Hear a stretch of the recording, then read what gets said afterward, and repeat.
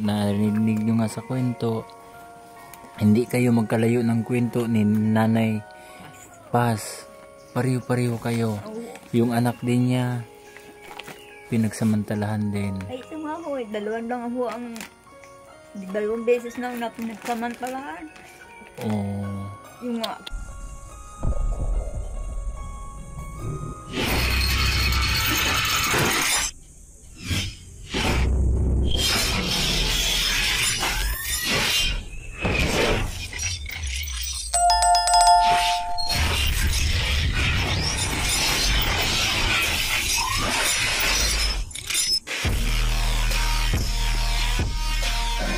Yung panganay nito, Dardinata na.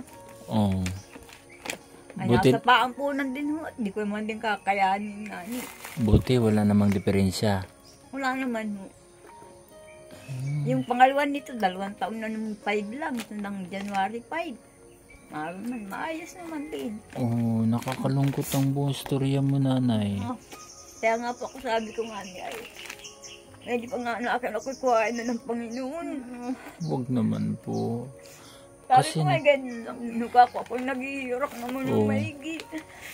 Ay, Diyos ko po, sabi ko nga niya, Diyos ko, ano kaya na akin ang itatagal ko? Huwag naman po, nandiyan si anak mo. Paano na siya? Sino mag-alaga sa kanya kung mawala ka? Ay, para ako naman po yung nawala, siguro naman po yung mag-aalaga din dyan. Tatagan mo na lang, Nanay, tatagan mo na lang. Ganun talaga ang buhay natin. Dadaan po tayo sa pagsubok. Sabi ko naman kahit pagsubok lang naman to siguro, kaya lang ay subok naman. Alam niyo po, Nanay, sinusubok tayo ni Sip. Hirap naman na talaga ako, sabi ko.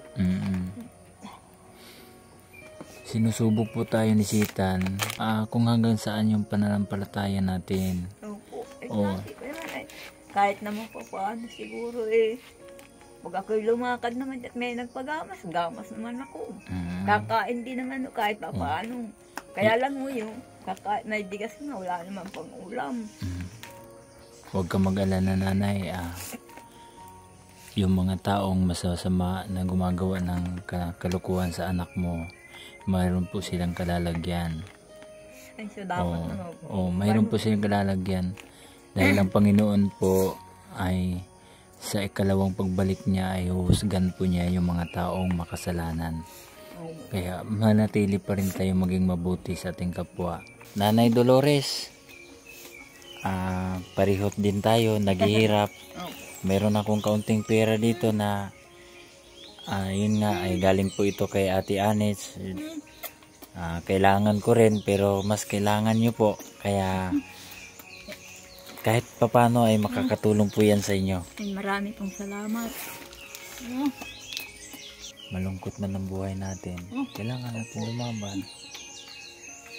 Salamat po ng marami. Kailangan natin magpakatatag. Dahil ganun talaga ang buhay natin. Ako malungkot din pero kailangan nating tumayo sa sarili. Kailangan nating ipakita na hindi tayo natatalo sa pagsubok. Dahil nandyan ang Panginoon, handang-handa na tayo ay tulungan. Lumapit lang tayo sa Kanya. May mga pagsubok man dumating sa atin, nakakalungkot, naiiyak, pero kailangan pa rin natin tumayo sa sarili. Dahil may mga umaasa sa atin. Sabi ko nga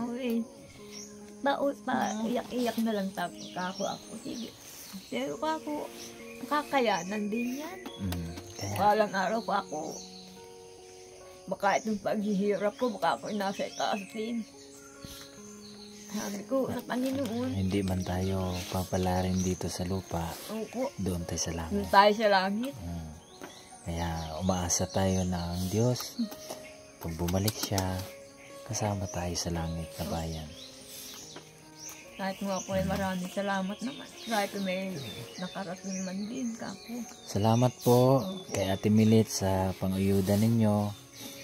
Salamat din po kay Ate Anets dahil kahit papano ay mayroon po akong sobra doon sa pinamili sa grocery na magamit-gamit ko. At eto, nakapagbigay po ng kaunting pambili-bili pag naubos po itong yung ayuda na binigay natin. Salamat din po kay Ate Sulbinis dahil meron pa tayong pang-ayuda na ibibigay pa po sa ating mga kababayan na nandoon. Ubusin muna natin itong kay Ate Milet. Thank you, Nanay. Hindi na ako magtatagal. Ipag-pray nyo rin po ako na sana makakabalik pa ako sa inyo dito. Ang dami mong makakabalik pa kayo. At kailan naman po din yung punay, parang punay namin. At kasi nga, sa katulad nga mga po namin na minsan sa oras, di kami kakain. Makayanan ko, yun lang po. Kaya ako'y nalulungkot ng maigi sa buhay ko. Sabi ko lang niya, anak akong kalayaan. Kaya hindi ako na lang po, sir. Sabi ko nga mo, di bali nang tumulo ang luha. At least na ilalabas niya sa mga ng loob. Ganun po yun, ang inaan ko. Gabi-gabi po yan, akong panalangin, akong sabi ko naman huwag naman na sanang maulit itong isa ko. Kawaawa naman na ako. Oo. Mas lalo pang masalimuot. Ay, talaga pong napakasalimuot.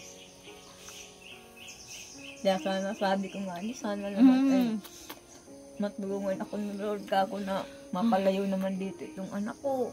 At yun na nga po ang iniisip ko, baka maulit na naman. 2 beses na po yan. Kawawa naman. Yun naman kapatid ng isa, sa isa rin naman wala rin naman kabuhayan. Kaya sabi nga niya sa akin ay kung ano lang yung makayanan ko dun sa apo mo, yun ang maibibigay namin. Ay sabi ko walang problema kako kasi para hindi ko naman kako kakayanin na yan 2 yan. Paano naman ako? Opo. Mabutin lang yung kapatid ko naman at mabait naman din mag-apo. Ay sabi niya, sige nagdunong ko namin sa bahay kahit kapimdigas na lang ipagdidi dyan. Ayun na nga po yun. Kakapimdigas nga ho yun. 2 taon pa lang. Yan po. Kaping bigas na lang pinapainom? Pinapainom. Oo. Ay talagang hirap din naman sila sa buhay.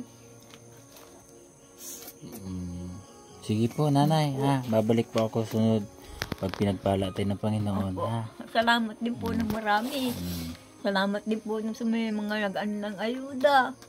Talaga po maraming salamat.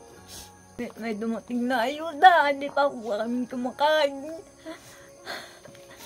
Nasakit na nga po ang ulo ko Kaya nga sabi ko salamat naman. Matuka ako na umaga. May dumating na pagpapala. At sasalamatan ko po ng marami. Marap po kami naman na kumain. Sige lang po, Nanay. Baka sakali may mga tutulong sa mga makakita ng video na ito, no, na matulungan kayo na sa inyong request na mailayo kayo dito sa lugar na ito. Yun lang po ang request ko, para mailayo lang kami dito. Kasi binabantayan kayo dito ng ng masasamang tao Lagi, ano na rin po, masama talaga lagi ang loob po. Ayaw mo lang po, Nanay, kasi i-share ko lang sa iyo yung kwento ni Job. Kilala mo ba si Job? Hindi po. Bible character? Hindi. Si Job po ay isang mananampalataya ng ating Panginoon. Siya po talagang pinagkakatiwalaan ng Panginoon na hindi po hihiwalay sa kanya kahit anong mangyari. Ngayon, sinubok po siya ni Satan. At sinausap ang Panginoon na susubukin itong si Job. Ngayon, ang sabi ni Satan, subukin ko si Job kung hanggang saan yung pananampalataya niya.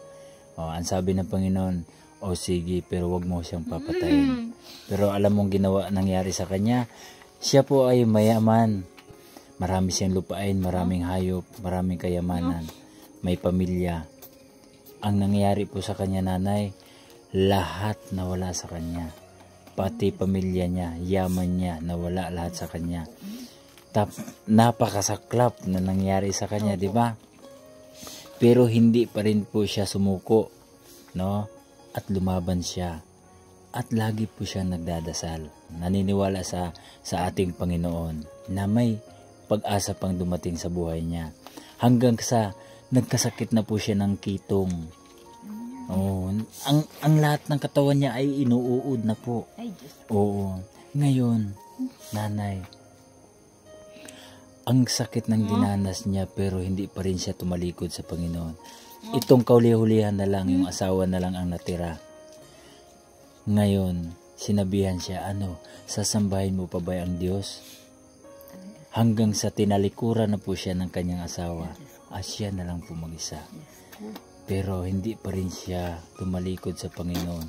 Nagpatira pa siya, lumuhod, at nagpasalamat sa Diyos dahil mas lalo siyang tumatag dahil sa pagsubok na ibinigay sa kanya ni Satan.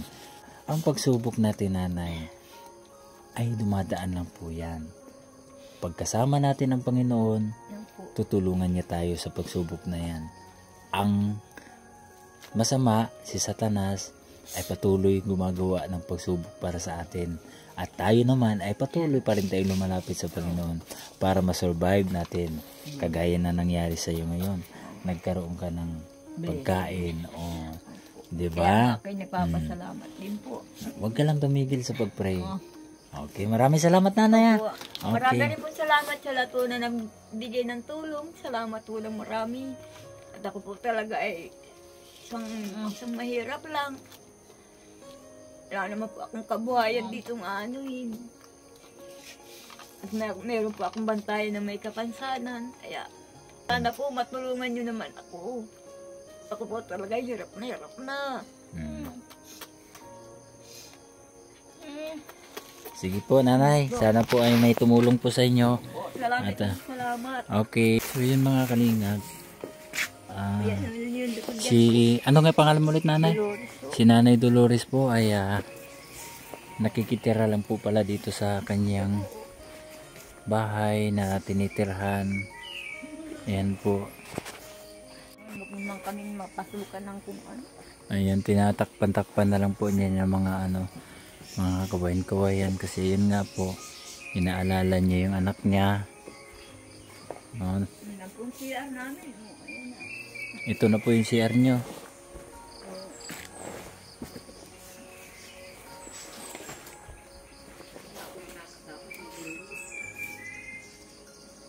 Na to, sira, bagsak na.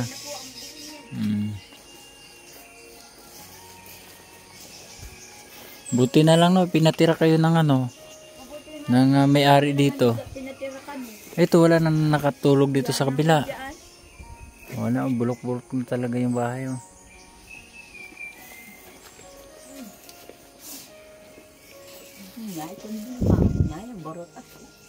Gawa ko na lang ho yan, mga trapal na yan. Yung mga trapal na yan, nilalagyan mo na lang. Nilalagyan ko na lang ho. Talaman ako mga ilili ng pambubong.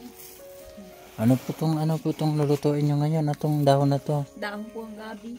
Dahon ng gabi? Gabi pala ito. Ito may bayabas pa, ano yan? Pinaghuhugas ko yan sa paaho pag makating pa ako. Alikong. Okay, bagsak na rin yung mga. Bagsak na ho. Kaya nga ho, nakababa na nga ho. Wala na ho yan. Kaya ako naiyak na lang ho, sir. Wala rin kayong lupa dito, no? Wala ho, sir. Ayan po, mga kalingap. Dito po ako sa bahay ngayon ni Nanay Dolores. So, kagabi kasi ay medyo gabi na po, kaya hindi ko na po sila na-interview. Bumalik na lang po ako ngayon. At ito nga, talagang may dinadamdam si nanay na problema dahil yun nga, natatakot po siya dahil sa kanyang anak, dahil baka maulit na naman na pagsamantalahan na naman ang kanyang anak na may kapansanan, nakakalungkot yung kanyang dinanas ngayon. So wala nga sila makain, buti na lang po ay dumating tayo at mayroon po palang bigas, na mayroon po tayong dalang bigas at saka grocery na galing po kay Ate Milet. Thank you sa iyong pangayuda, na mayroon pa po tayong maibibigay sa kanila na mga nangangailangan. Sa mga nakakita po nitong video na ito, sana po ay may share nyo po, at para ba ito makakatulong tayo kay nanay na sa kanilang pangangailangan, na sana ay matulungan po natin sila, na kung tayo ay pagkalooban ng Panginoon ng biyaya, ay sila po ay may layo dito dahil nakatatakot po talaga si nanay sa kalagayan nitong anak niya. So salamat po sa inyong lahat. Sana po shoutout po kay Kuya Bal Santos Matubang at kay Kalingap Rab at Edna na sana matulungan po ito sana, or hindi man sila ang makakita nito kundi ang iba pa na mga kaibigan na sponsor, pwede mag-sponsor dito at sana po ay matulungan po natin sila. Salamat po sa inyo, sa inyong lahat, sa inyong walang sawang pagsuporta ng aking channel. Thank you po. Maraming salamat po sa inyong lahat. God bless.